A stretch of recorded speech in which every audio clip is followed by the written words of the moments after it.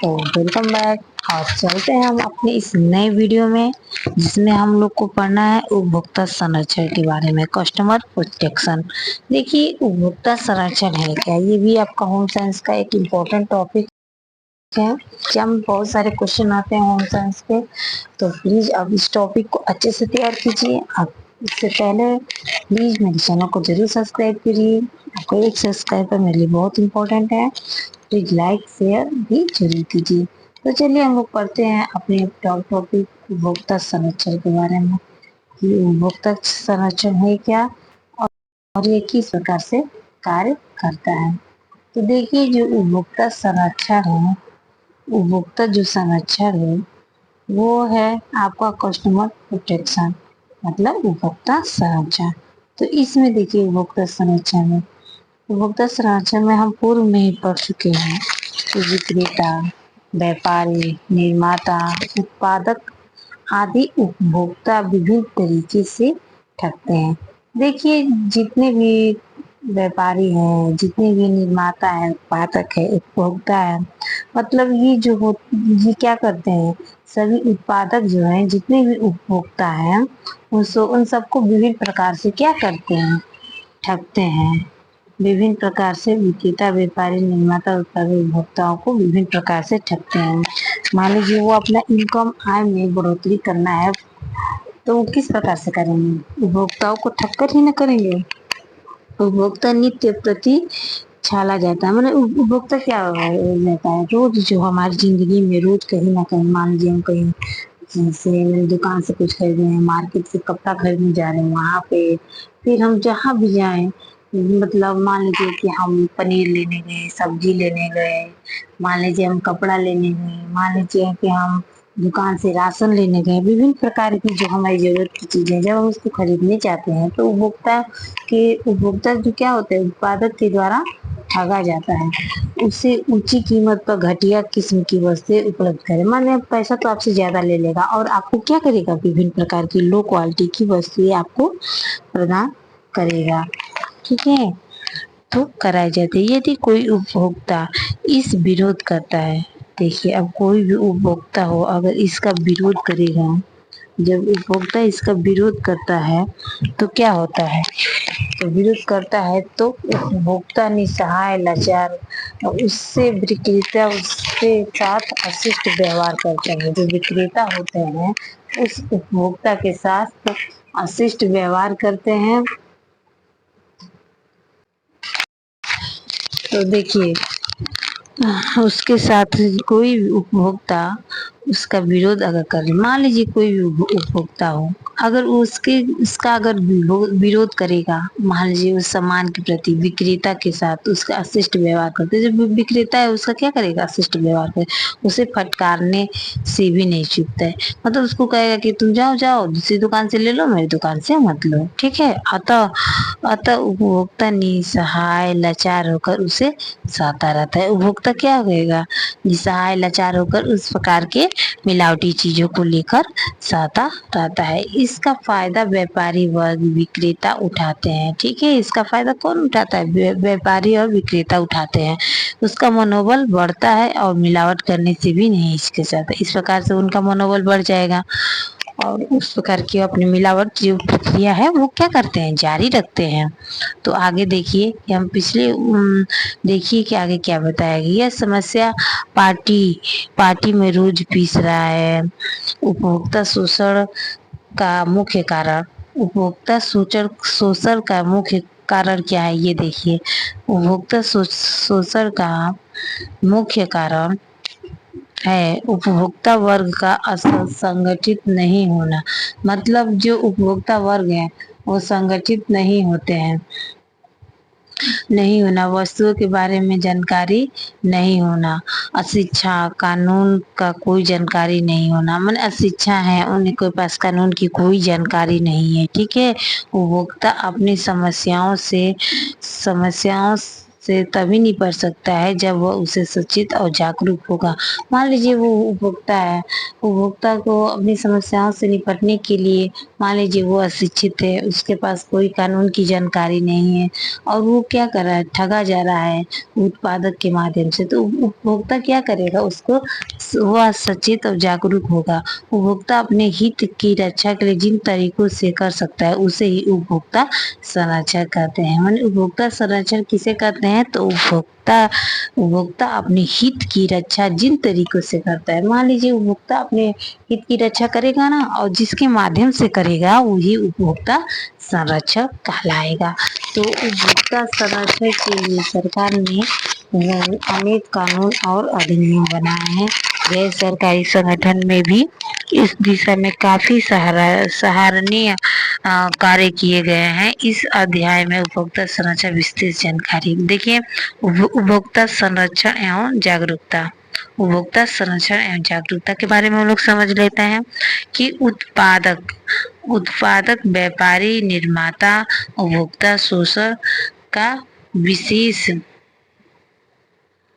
उपभोक्ता का शोषण नहीं कर सके, उसे नहीं छल ठग सके। इस सरकारी से गैर सरकारी संगठन के द्वारा कई प्रयास किए जा रहे हैं, लेकिन उपभोक्ता के पक्ष में निर्भर रहने पर व्याप्त अशिक्षा, अज्ञानता, गरीबी, वस्तु का सही पहचान का अभाव, असंगठित होना, जागरूकता का अभाव आदि कारणों से संगठन और गैर सरकारी संस्थाएं कानून उपभोक्ता को शोषित करने से नहीं बचा पा रहे हैं। ठीक है, उपभोक्ता अपने अधिकार एवं दायित्व के प्रति सजग नहीं है। उपभोक्ता क्या अपने अधिकार और दायित्व के प्रति सजग नहीं है। उसे यह नहीं पता है कि उसकी सोचा संशय के लिए शोषण से बचाने के लिए उपभोक्ता मंच भी है। उसे अपनी शिकायत दर्ज करनी है। उपभोक्ता इसे कोई कमजोरी, फायदा और निर्माता उठाते और ढकेलते निम्न कोटि या वस्तुओं की मिलावटी वस्तुओं को बाजार में दिन दहाड़े बेच रहे हैं। उत्पादक विक्रेताओं में कानूनी फायदा भी देखिए। जो हमारे उपभोक्ता हैं वो क्या करें, जो उत्पादक है वो दिन दहाड़े क्या कर रहा है, बाजार में सामानों को खरीद रहा है और दिन दहाड़े लोगों को बेच रहा है। तो इस प्रकार से अब हम देखिए, इस प्रकार से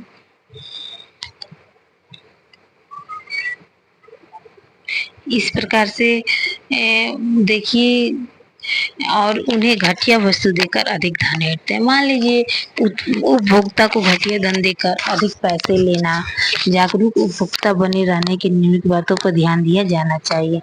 एक जागरूक उपभोक्ता बनने के लिए क्या करना है, निम्नलिखित बातों पर ध्यान देना चाहिए। कौन कौन से देखिए, कौन कौन से पहला देखिए क्या है।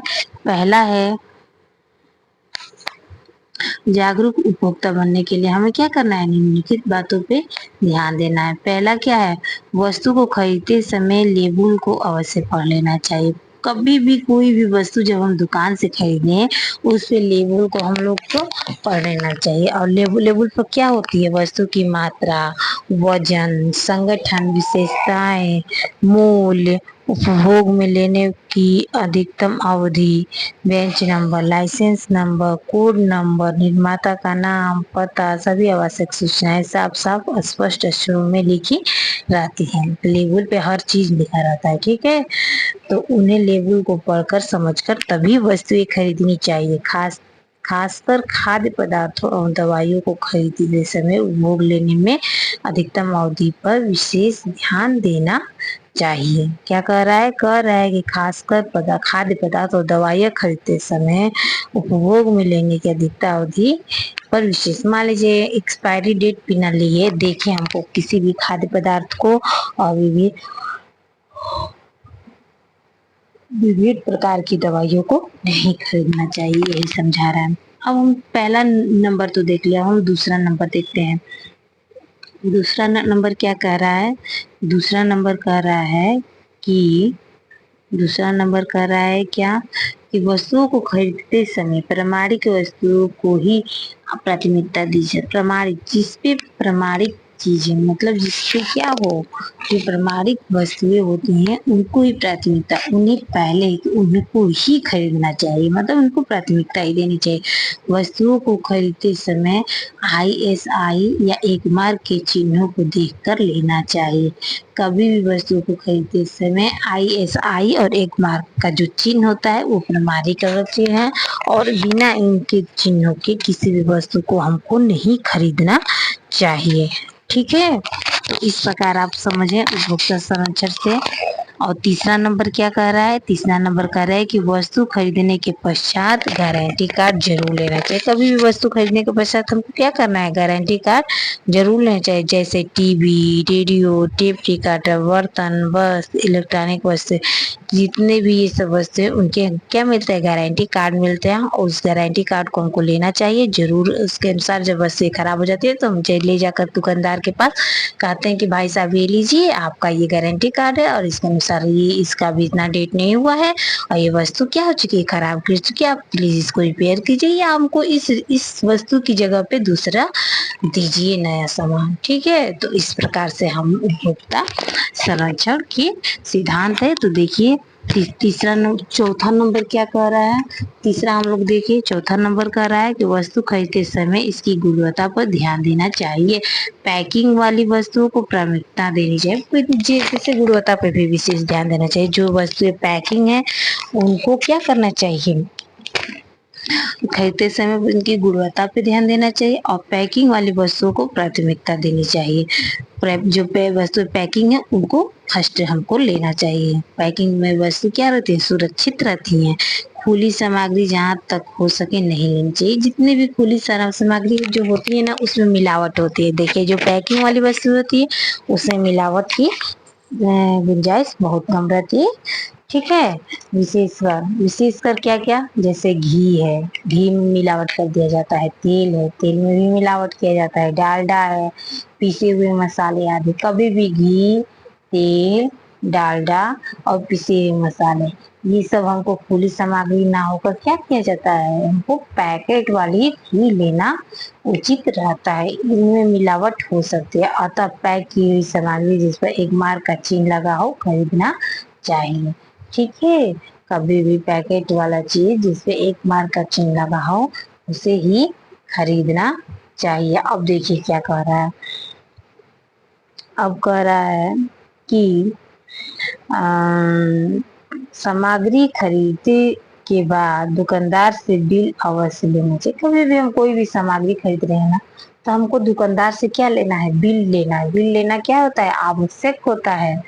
उस बिल के आधार पर ही क्षतिपूर्ति का अधिकार काम में लाया जाए। मान लीजिए हम लेकर गए फिर हमारे पास वस्तु क्या है, सही नहीं है, तो हम उसको क्या कर सकते हैं, क्षति है, तो उसको फिर हम उसके पास लाकर बिल दिखाकर कि देखिए ये बिल और हमने आपके यहाँ से ये सामान ले गए थे, तो आप प्लीज इसको रिटर्न कीजिए और हमारा पैसा वापस कीजिए। ठीक है, तो ध्यान दें, क्या दें कि दुकानदार विक्रेता बिल देते समय भी चालाकी कर सकता है, या तो वह बिल पर अपना हस्ताक्षर नहीं करता या फिर तारीख नहीं डालता। ठीक है, कभी बिल ले तो हमको क्या क्या ध्यान देना है कि उसका हस्ताक्षर है कि नहीं, और प्लस और क्या कि उसने तारीख डाला है कि नहीं। तो ये बस हमको ध्यान देकर ही बिल लेना है। इस प्रकार आधे अधूरे बिल क्रेता को थमा देता है। ऐसी परिस्थिति में यदि बिल घटिया किस्म के और उपभोक्ता शिकायत करने उपभोक्ता मंच में जाता है तो उसकी शिकायत नहीं सुनी जाती। इस प्रकार अगर परिस्थिति अगर पैदा हो जाए तो जब उपभोक्ता क्या होता है, शिकायत करने उपभोक्ता मंच में जाता है तो उसकी शिकायत नहीं सुनी जाती, क्योंकि बिल अधूरा है, क्योंकि बिल तो उसने भरा नहीं है दुकानदार। और जब आपका बिल खाली है तो उस बिल को अगर लेकर आप कहीं शिकायत दर्ज करने जाएंगे तो कोई आपकी शिकायत सुनेगा, नहीं सुनेगा, कोई नहीं सुन सकता। तो इस प्रकार से देखिए, इस प्रकार से आगे कहा जा रहा है कि फर्दर पक्ष में सुनवाई नहीं होता, मतलब उसके पक्ष में सुनवाई होगा ही नहीं और इसकी प्रार्थना पत्र खारिज करिए। प्रार्थना पत्र उसकी क्या कर दी जाती है, खारिज कर दी जाती है। ठीक है, इसलिए वस्तु का बिल लेते समय तारीख, दुकानदार का हस्ताक्षर और वस्तु का बिल लेते समय क्या क्या करना है, देखिए वस्तु का बिल लेते समय क्या तो वस्तु का बिल लेते समय तारीख, दुकानदार का हस्ताक्षर, बिल का क्रमांक, दुकान का नाम, पता का पूर्ण विवरण देख लेना चाहिए। तो इस प्रकार से आप लोग समझे। अब देखिए 5वां नंबर क्या कर रहा है कि वस्तु को खरीदने के बाद गारंटी वारंटी कार्ड अवश्य लेना चाहिए। तो ये इम्पोर्टेंट पॉइंट है। क्या कहा है कि हमको किसी भी वस्तु खरीदने से के बाद उसका गारंटी या वारंटी जो भी कार्ड हो हमको अवश्य ही लेना चाहिए, ताकि खराब होने के बाद उसका किसी तरह की गड़बड़ी होने के पास विक्रेता को विरुद्ध शिकायत दर्ज करवाया जा सके। वस्तु ठेले वाले या फेरे वाले से नहीं ले तो अच्छा है। कभी भी कोई भी वस्तु ठेले वाले और फेरे वाले से नहीं लेना चाहिए, क्योंकि ठेले वाली वस्तु खरीदने पर यदि घटिया या मिलावट माल निकलता है तो आप भी शिकायत दर्ज नहीं करवा सकते। ठीक है। अब मान लीजिए हम ठेले वाले से वस्तु सामान ले लिए, फिर अगर सामान अच्छा नहीं है तो हम ठेले वाले के पास जाएंगे, वो मिलेगा तो शिकायत सुनेगा? नहीं सुनेगा। ठीक है। इस प्रकार से देखिए, इस प्रकार से यदि घटिया या मिलावटी माल मिलता है तो आप शिकायत दर्ज नहीं कर पाएंगे, आपको हानि सहन करनी पड़ी जाएगी। और इसलिए कोशिश यही करें कि वस्तु सदैव विश्वसनीय दुकान से ही खरीदे। कभी भी वस्तु क्या करनी है? विश्वसनीय दुकान से ही खरीदना है। यदि कोई भी वस्तु अधिक मूल्य में काला बाजार से नहीं खरीदे, कभी भी अधिक काला बाजार से हमको सामान खरीदना ही नहीं चाहिए। ठीक है। यदि बाजार में वस्तु उपलब्ध नहीं है तो उसकी जगह पर वैकल्पिक वस्तु से काम ले ले। काला बाजारी करने वाले के विरुद्ध संगठित होकर आंदोलन करे। कभी भी काला बाजार से नहीं खरीदना चाहिए। जो काला बाजार कर रहा है उसके प्रति क्या करना चाहिए? हमें संगठित होकर कदम आवश्यक कानूनी कार्रवाई करना चाहिए। अब देखिए 8वां नंबर क्या कर रहा है।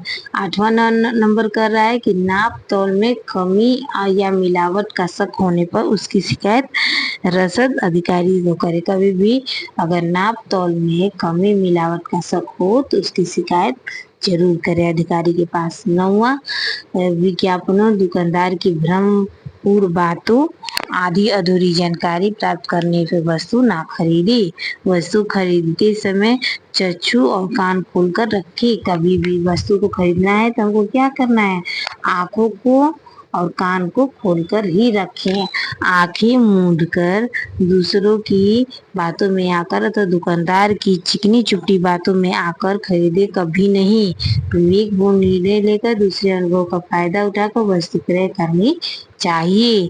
हानि होने की अवस्था में उपभोक्ता को हानि की क्षतिपूर्ति के लिए उपभोक्ता एवं जिला रसद अधिकारी से मदद लेनी चाहिए। कभी भी मान लीजिए आपको हानि होने की अवस्था में, मान लीजिए आपको हानि हो रहा है तो कभी उपभोक्ता को अगर हानि क्षतिपूर्ति के लिए उपभोक्ता मंच या जिला रसद अधिकारी से मदद लेनी चाहिए।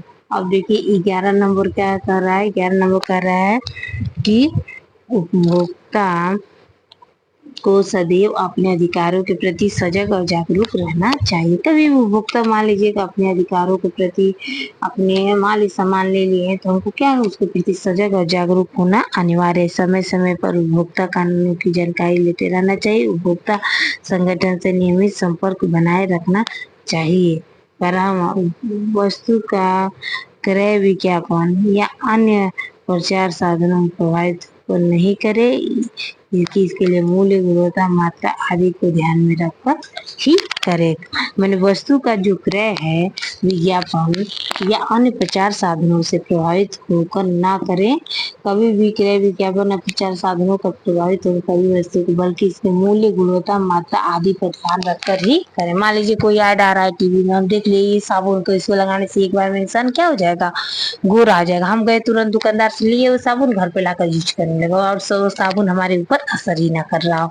तो इस प्रकार के फालतू के एड्स और विज्ञापनों के चक्कर में ना पड़े, कभी भी मूल्य ऐसी गुणवत्ता और मात्रा को ध्यान में रखकर ही वस्तुएं खरीदे और अपने आप को जागरूक बनाए। तो इस प्रकार से हम लोगों ने क्या पढ़ा, उपभोक्ता संरक्षण को पढ़ा, उपभोक्ता संरक्षण और उपभोक्ता संरक्षण एवं जागरूकता। और इस प्रकार से हम लोग ये एग्जाम के नजर से और हमारे जिंदगी के भी रेगुलर लाइफ में भी ये बहुत इंपॉर्टेंट है ये टॉपिक।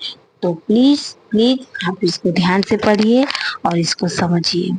तो धन्यवाद और प्लीज मेरे चैनल को जरूर सब्सक्राइब करिए। आपका एक सब्सक्राइबर मेरे लिए बहुत मायने रखता है। धन्यवाद दोस्तों।